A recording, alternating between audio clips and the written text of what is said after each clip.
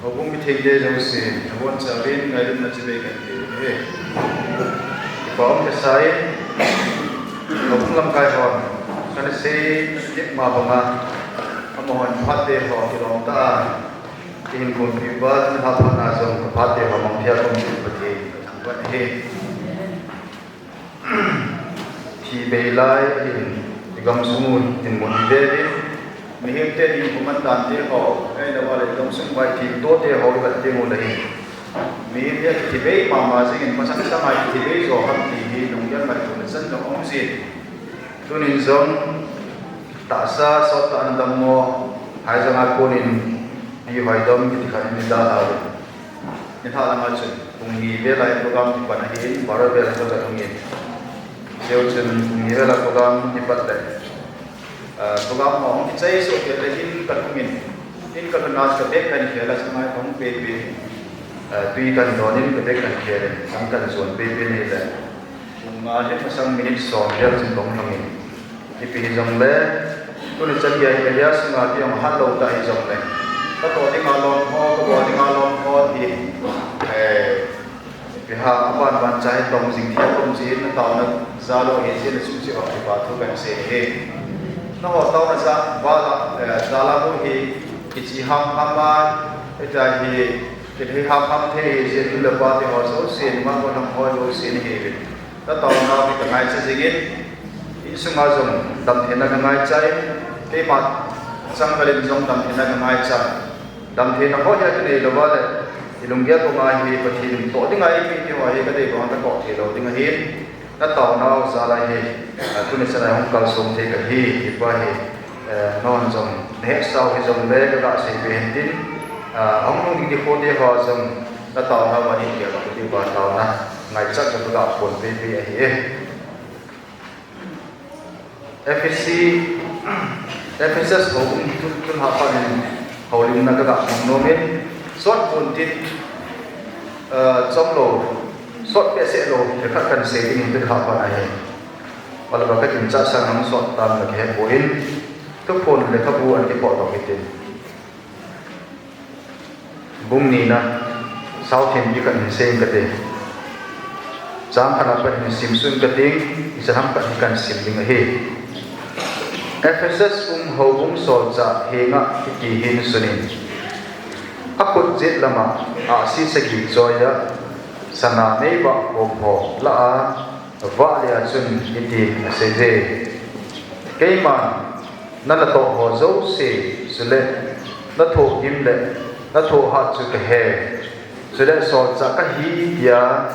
so cha la hi lo ama ho zong chu na pati in na kholin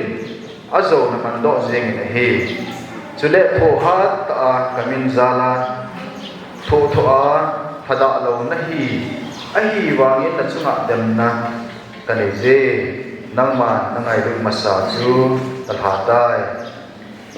hi si ji chun nangma hoya ko na na thu ham hi chu gel do in chule na lung he jin na na to masa ho chu tongin a chati lo wa na lung na he lo wa a hi le ni he nga khonga na mei ba ko mo chu ông na ko na ka chon mam ding a hi la Nicolaitan hot zon cái man ko hot chu hi chi hot chu nang man zon na ho na hi chi phat na chu na nei le na khang nei chan ho ho cha a thagau se hi ngai han azo ba chu cái man ka the olim daya hin hing ga kane sa ding a hi ati pathe ne athu sin don te ho zo se tha ban pathe ko chu han lang azawa ho su kwa khai pa ban se chu ki ang support ma jing i ho area ki wa ki poin mun dang dang ai chi jing ong le ye khop na ho hi timing dal hi i ho hi ange na do la hin ha sa isama ma jing mi oi lai ho bung ni jong le kuma ki khop ni ngai le kunga thun ti hi ong be se poi i ho ya tham pia kunga a hi le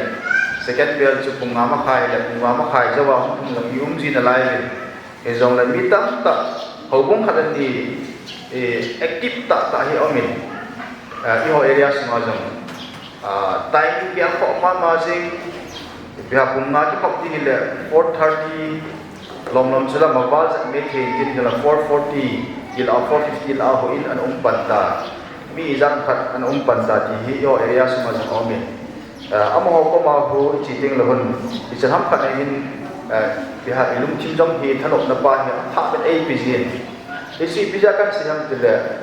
amo ho lungel alung thima hoin chi ing agel ko na pa ina chillo ho ake bo chaya alung thima agel tu pi pen ni be pathin hing be la ho thing zo na pathin ho ding ki pa he agel ko hi na ba su mo do the naum chi ije chen tun ni khoin na jawa ho su kunan se ma bang chun ki jom ka support na thu ga se hin din hoin hi 5 kai kho bi hi wa ai thing chana hi timing hi ama thei chana hi dal di ki pa hi pa kai na ken kan tip son son ni e tun la pa na hin FSS ho bung chung sa ki dola le kha ani ki si ho din revelation a ko na le kha ani ki sun pa hi e kai sim do in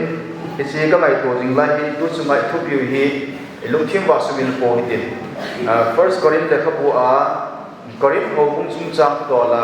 ta ta san na awa chun jing dat jingon ti anaseya isi Corinth background chung chang thu pastor ho hindin ho bung po hoi jong le jang kha anaseya ta bin din ichi ta bang bonga chu ichi FSS ho bung jong ye a background ki bet ting le hin amo jong hi ichanam kana hi Corinth ton achi ba na ai lo akilo na ichanam kana akin lai na pa hi omi aji chu masang lai din mun ho hi bet ting le hin ho bung adi a ichi ho FSS hindin ai lo Corinth copy ti ho hindin Corinth ho bung hindin alang pia hi commercial center la trade center mun ho hi ani te ji wa hi ta san tu do ji nga yong hi za chum hi anom ji a hi lo wa le din mun hi deu cha kilo na pa hi anom so ke jin bi ha tu hin hem chum chang tu hindin ta san tu do hindin pathin chum chang tu do hi jong le kilo na ki ba na hi chanam ka hin om ji ne he turin jong ji FSS ho bung hi a background ka ha se no pon a background se kun setting a hung long ka hi de pon ki jong le I got happy to work at the age of the FSS home on me, if you have some call way, the moon cut to one pick and he by Sumil point. Hit the bone, some call way, Namun pick and he at the temple of Artemis, Artemis in Tim Diana, which is a level Diana, the other here, Artemis, the other here. It's a temple of Nak Suahim. At the Artemis. Corinth, Diana sun sang tu hi sol cha de ka bua hi dai sun so I see sim dom ka tin FSS kopia thuno akite hi che him sam som ni lu ma pa ni sim ka te so le FSS go hi lo ba asia gam pia hi chi mi him pa pol hi mi ho ku na kisi ma chu pathian a hi hele dia Azora mi ho tam ta he mangam ki muzom na muvin he zom ne hebe hichia hin ikibe now manlo om soding kicha tum jengo ahipoi pathin lenu daina ho inzom na sa mo ahum ki bola sele asia gam pum pya de bando ya ho amanu jeng jong hi ale alo pi na a ko na hum de kiloi ha hom ning ahi ati Hiche ko nakasim do akon chen beleu chu hisi FSS kopia hi Artemis e lovale Diana temple ki hi Diana pathinu Artemis pathinu ki ho namun hi ji a chu hilai FSS kopia hi koimo ta agya wa tulaya hindu hoi munchom chuma amho pathin lim Lakshmi ham ke poi Durga ke poi e lovale Krishna ham ke poi Shiva ham ke poi alim ho asimu wa sumbo ve na manawa lim neu cha cha asimu wa e ja khat na ki chu a e silim chu ki po le le a ho lai na chi na hi jong le e ti a ki po le le the na asim tu mong wa bilim asim dong wa e chi Artemis he lo le Diana lim ki ti lai mo na long hi FSS ko pe ki ha sin ma jing a hi chu mo do the chu ibija asimu ham tel amo sumbo ve na za na chu Isa apatin limo Artemis in Diana hino. Isa asimu ba azu uba cha ko na sumpo be na mo inchen lo chen sim na hitam ta aman iso. Isa hin it's a chung long chu velo chun koi ho lo chu mo na koi lam kai na che le koi ho chun Demetrius ti mo na sim do ni mo dang ka a na sim chi na lim ho dang ka a sim ji ba ta azu ji ba in chen lo chen na ma hi it's a mo ding a business pa ta ni ai mo nga po chu ni pia bo lam ti le a bo thu pi pen chu ta cha chi le ta hin hi chi ta bo heart mi so is ta mo dai no hoi pa thi na hi poi asa phong le zia hình sinh phát triển bộ hi hồ đi ngà long ta phát triển hi ipi giờ hình sinh bị mồi na hồ gì không hồ phi thế lại pôn ấy là vad là ipi hai ilung ghét ilung đông na xây là thế lại pôn Old Testament lâm về lâu chun tu sim hon na sim đó đi mình Abraham thì họ nói tu sim bin tin hết ya chu milim sim thu họ anh hồ lôi cho họ mình cái hồ phi là cái hồ phi thế là gì đâu ấy vào ngã chu lão mồi dân phát triển tập ngã anh ngày của và lul ta bol ba lo pi ta bol hi ta bang ba ma chlai pon singa ngi pol ho phal lai singa che chibili mo che thu pi ta ani ge lo ba ti a chu sum ko ve na man ba ai a pol chun hi ta bang ho hi pa thi na hi poi ingzing pa thi so ai phata asa po ma hi cho hi ho ding lo hi poi hi cho hi ma cha hi poi ja a sei pa amo ani nga za chu ma sei dinga business wa dinga cha ma a to kha chu amo sum ko ve na pa si ram ka na za to kha ai he Gujarat na kasim khat na min Christian persecution ani hak lai ta sim Gujarat na hin adi a bhagas ti amo Hindu te thi puja khat hin akimin bo naw so amo loi hin he amo ho mi ho pathian ho lo ho chu ong ji te ho la chun kial chanan kai ding hi ai lo ji chinan choi ding hi sumi ja an choi ding hi ati ji wa ong ji wa mo chun dam ding ngai cha ji wa cha thim pu ho ko ma hung si jo hung si wa tau ji wa atau ji wa e wa nga sa dam na nei de lo dam na ale de lo dam na cho nei de lo ki ta se wa nga su sum sa ka enjoy sang so enjoy sang ai enjoy mi get ti wa cho ding a ai ka lo ki joy de ji ta chu ai ma dam ding ngai cha ji wa sa thim pu pa na se wa chu a choi lo wa la mo lo kim de lo na ấy là luang khan thì luang masa khan thì các đồng môn này ấy đồng sản khan thì cho đồng luang giang ngày tuần này à sẽ cho chơi như vậy anh chị nó tổ hợp mà riêng cho ấy mà là ông môn đi gặp income ấy chị nó lâu chị nó cho team môn cho khám tốt tu riêng ấy mà cho nó mình học môn cho anh chị nó tổ hợp này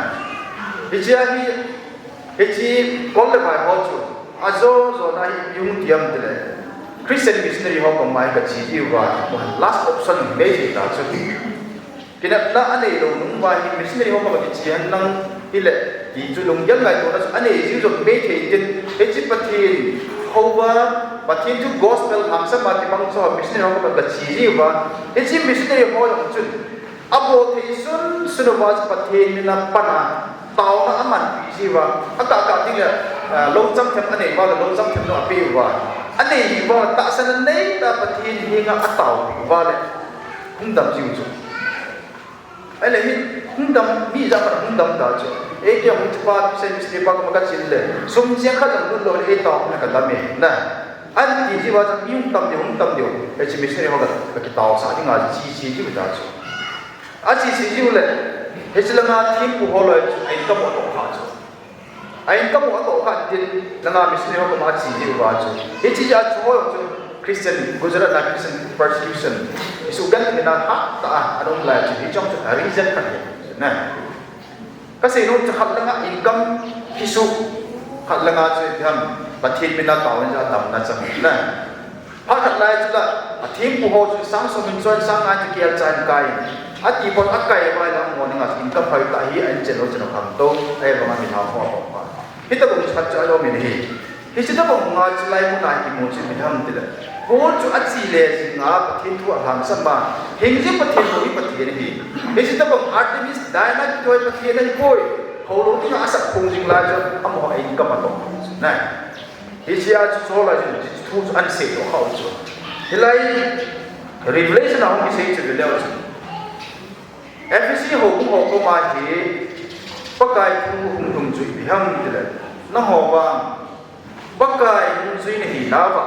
ai là vào là thiên thân gia ai là vào là Christian khát này hỉ nào vậy điều tiền Christian khát này hỉ nào vậy cái hình ba trăm ba màu viên là toàn bắt nào trong cả hệ kia thì là thu ha sang thu giống cái hen kia đi nga kim gắn thì nó thu giống cái hen ai lo thiêm đau thêm ông tiếng giống đấy để chỉ thiêm đau thêm họ chú là khô to gì bên nó social gì bên ai lo vào âm họ chú nó bắt tiếp gì bên là khô to gì bên thì họ dùng cái hen là bắt cho hen gì hen vàng là chúng nó bạn tìm là cắt cái này thì cái chữ biam cái này nó ngày lúc Masa chú nó ngày lúc Masa bên nó ngày lúc Masa chú Nalhatai tôi lại họ cũng tin rằng cái cái này tôi tin là cái Christian chú thì hồi trong cái cái anh chỉ riêng vào ngày thì chú lại Ephesus họ cũng tập bằng chất anh những ngày lúc Masa thì thà người ta thì cái lùng kia là cái ngày tôi là chân trọng ông gì hết Ipisa chikan si ham tila thildam si hilo isum ho la ho betting like Christian tila hingalovin hoin la ikai ngalovin pathin thu la izangalovin ai lawal insumai cham isim thovin ai banga chu Christian cha te chona ding dola chona nam ti pai ngai toi ting le in chen lo chen sip now ai lawal sula pai tin mun ho ai ho la te ho Ichalan now the hospital kai sana sula pai ho dan the ho betting la hin it's like Ephesus ho bum din mun to atlona chan aum si he ipisa kiloham til amo jong chu Krista dinga tong pat ma jingo pathin ho dan jong hi Krista dinga hat an kapang jingi iti lai pathin panglawa Krista dinga ki pang e chula ilung ge la chu Krista dinga pang da la ki ngai ko e ba ki na pathin panglo na adong the chu Hiche ta bang din mun chat Ephesus ai dum su Hiche ta ni kwai ho bung su mai ko ko wa pathin wa chai la isa wa e la pathin ni ho wa a hi jing lai ni in ne la cha ki ho dan ti ho ga avem ti in chen lo se sim dan ti ho in vat le pathin su apam la ma an ki koi lo ta ba na langai in chen lo chen sula pai imu phana la chen inum lung chu bol hi da na ki ngai tua un chu la ki kai thowa ta na chu la ki mang thowa mai cham ki sim thowa ai ma hi chu ta bang din mun pa se beleu chu ila Ephesus ko ku nga la ai ki se ho ta hen ki ho tin mun ki lo na chen chu ku ma he hi ja sa ba na an se be na su bi je yam de le na chu ko ba dem na ka ne jen na hon na ngai lu Masa u na ha ta ve ati Ngailut Masa pen chi ham tile mehemin dunia ho bung sunga pathiri ho wa ai lo wala hoi lai hung sing wang wa hi apin tha lo jong thei tin apin tha mo ki nan de hi jong le hi chia Ngailut Masa ati pen hi Jesus Christa naki he do ni khwa naki san ni a pathi na naki pa pathi naki ko dan nahin kwa ama chunga nake padan ama chunga commitment na pi na pa chu 100% na ni pi mai the na ai ma tu ni pa 100% ni tlo mai the chu 50% of kilo mai the ta chu 30% of kilo mai the ta chu he chi ya chu pathina ding na nahin ko na pi lo na pa pathina ding na ki pum pi na pa chu ni pa na nei ta la wa la chu lai Ephesus hobum mi de kan ni ki na o lo he ni pa ke jong ka hi the na cái dòng cái thế nó hồ dấu siêu cái thì phải tin phải sự biến đổi đến cái này hi ya sun ngai pa sa sa thai ta ita bong din mo chuta ta aban chu sim kit leo chen he je chin nang man ko ya ko na lung ham he chu ge ko in chile na lung he je na na to ma sa ho chu tong in hoi lai din mo na chu tu ni ko ai nu le pa te ho zo se ni hi win nu ma ko na ho zo se hi win ipon sa ba hi ko man ta hi ge leo ilung ve ji leo hagau lampi izok jing laya hi hagau lampi din mun hi holai chen izok thunga holai chen pa tam ti bai kin ka het zo lo na nang in nak het ma sing chu nanu la pa jong na hin he zo pon ti ai lo wala sa ke ho zo sin nu la pa ki ko man ta he zo ti pon ti ei ma man ilampi zon dan hagau din mun icha ti ka patai icha ti ka thung tai tu hin kana sab me tu hin ka hat me tu hin akim balai ka pai akim balai sang ka par ka mano se me iti thene jo nang le ke kal wala sa se the ding đi lo hi ja thagau in ku izo na ba hin hoi lai din mun chu ka pha hoi lai din chu ka pha tam ki pai tu ni ko asa ba ti ngai tu di bin la de he ning ko min pa de ni ko lakka han ne ko ge hi ja chen din ko ver ga kit chung chang ku hezekia lem kwa sima kon khem chakat ka ne se hi ja ka ne se tu ki pen chu hezekia hin ko ni nga akum ki be he hama ni nga apan ma be se lo he ka ne hi sang chen bat he in ati na chi jing ta hi ta thì hết là người là sẽ hình buồn rồi thì hạt phá giọt tiên hay là vào ngoài dòng ấy thì Israel ra thì ông quân ra hết làm số là sân là phải lên mà chụp cài đầu mấy thì chứ nè chụp cài đầu mấy thì chứ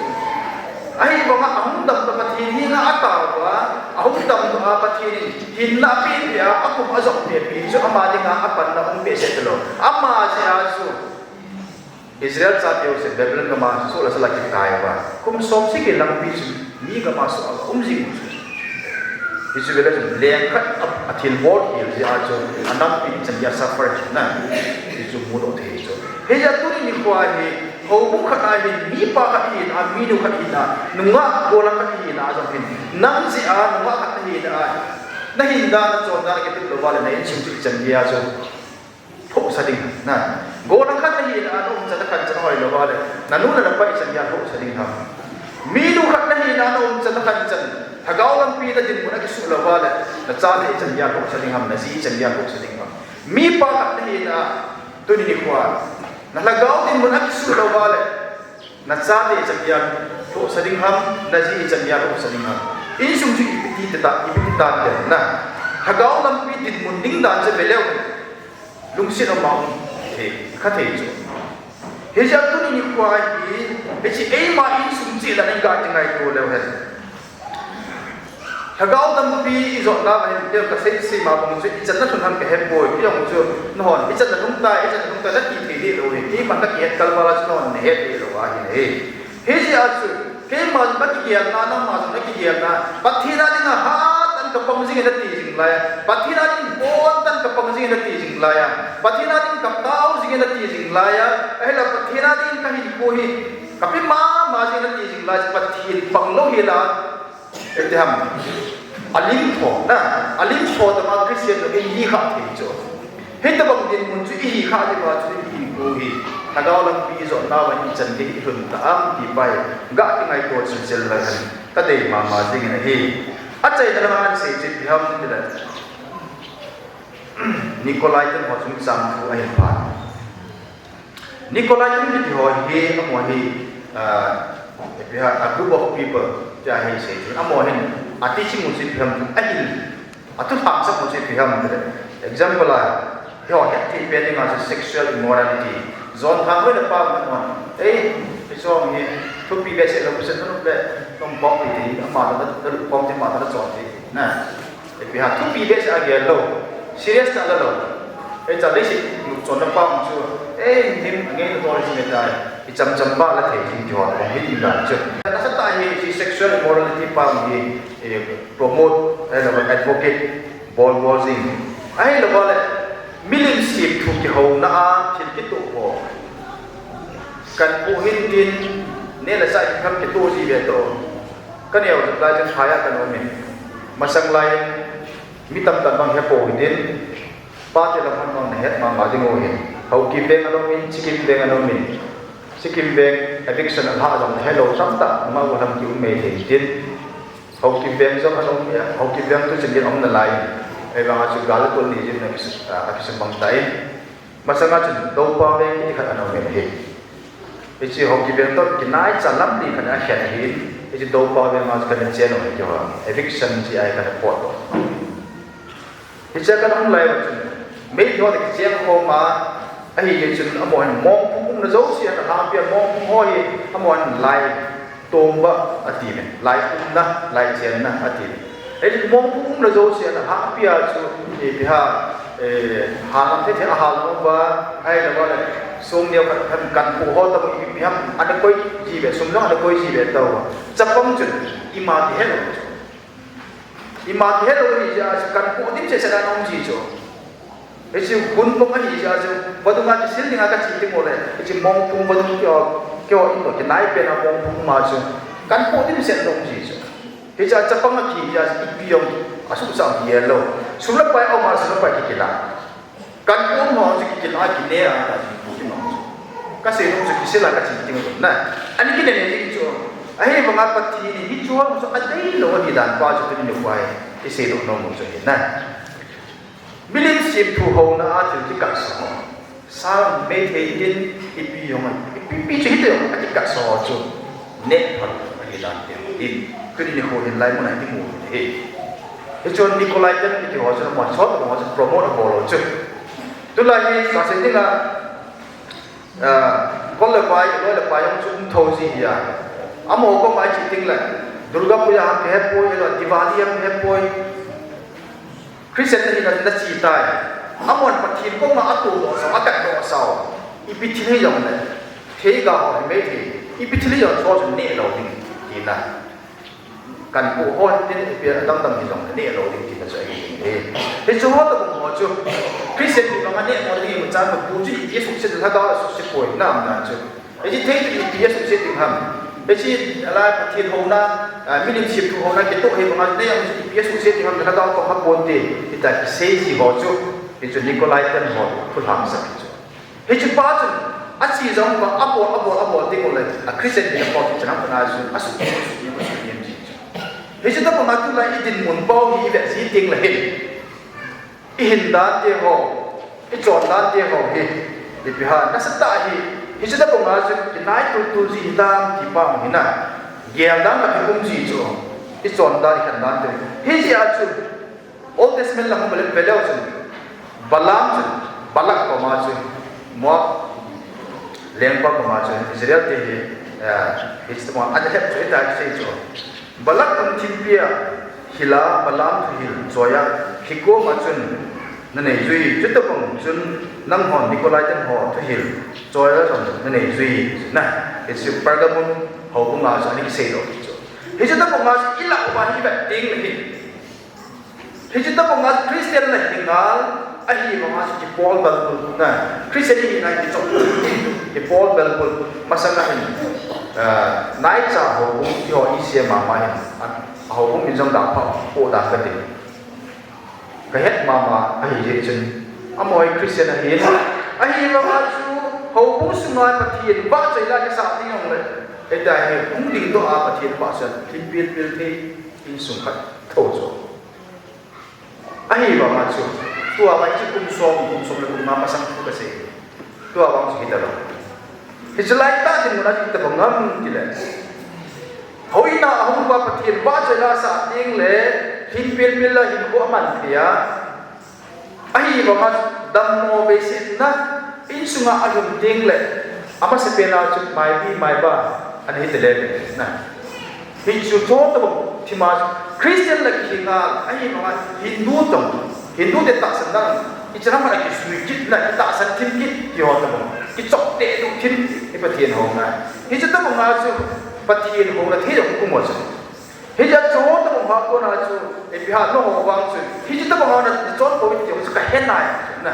pa cha ma ong ni chu episode ho ong ni ai ba ma chu pathian na ngai ru ka pa wang hi ma sa ta ba ta oi pathian na kial ko na pa